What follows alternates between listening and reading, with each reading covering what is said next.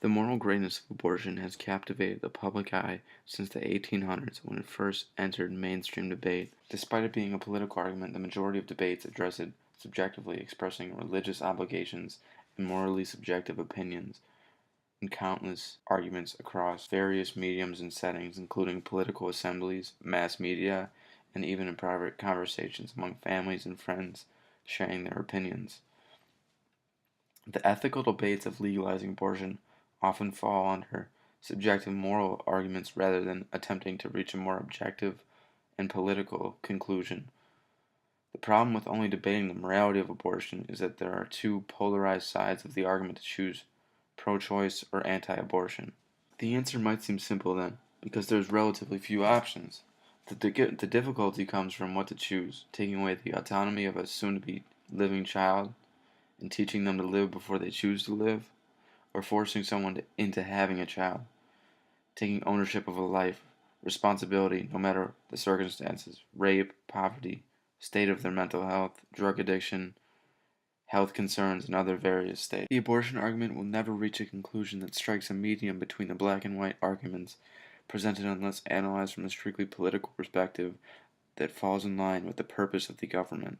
The goal of our government, stated in the preamble, is to establish a strict, objective system of justice that protects freedoms from being taken away and promotes general welfare and attempts to separate itself as far from religion and subjective morality principles as humanly possible. To understand why abortion should be legal is because a baby, until detached from its mother, it becomes its own entity, is not legally a person. Therefore, the government is not obligated to protect the liberty of the unborn baby, only the mother. The reason behind this thinking is that we can't determine life while in the womb because we have no idea when the synthesis of consciousness occurs, and to apply the unknown to strict legislation is absurd. And even if abortion is outlawed, that will not stop people from getting abortion. Abortion has been around for 4,000 years. Throughout its history of being illegal, that has never stopped it from occurring, because people are willing to get illegal abortions, even if it means risking their lives. In 1920s America, around 15,000 women died a year from illegal abortion, with countless horror stories for those who did survive their illegal abortions.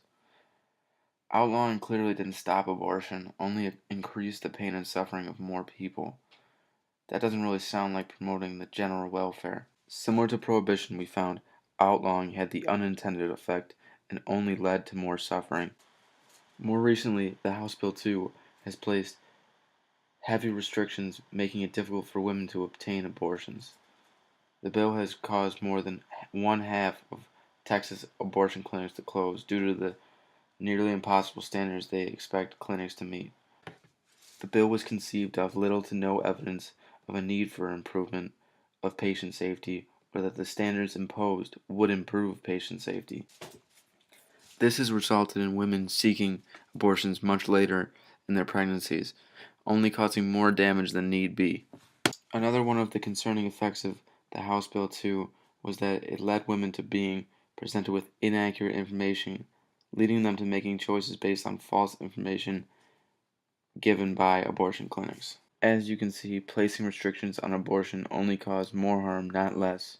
Abortion needs to be offered locally, affordably, and safely under proper government supervision.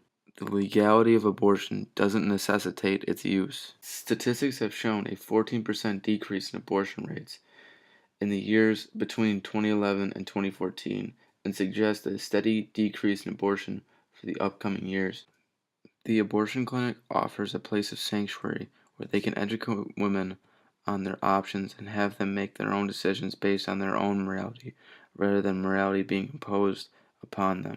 The Constitution prevents the government from not only imposing moral or religious principles on its citizens, but also instructing what you can or can't do with your body, unless you plan on imposing harm to others. And as I established earlier, the baby is not considered its own person until separated from its mother. And although you still may not morally agree with abortion, it is constitutional, and breaking the Constitution can lead to a slippery slope.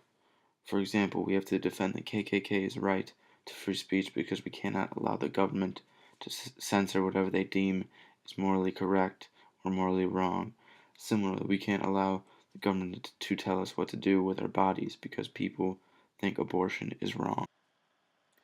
In the end, I hope you can see abortion is in the public's best interest because it's not the government's role to decide on moral principles, but to give us the freedoms in which to enact our own moral principles.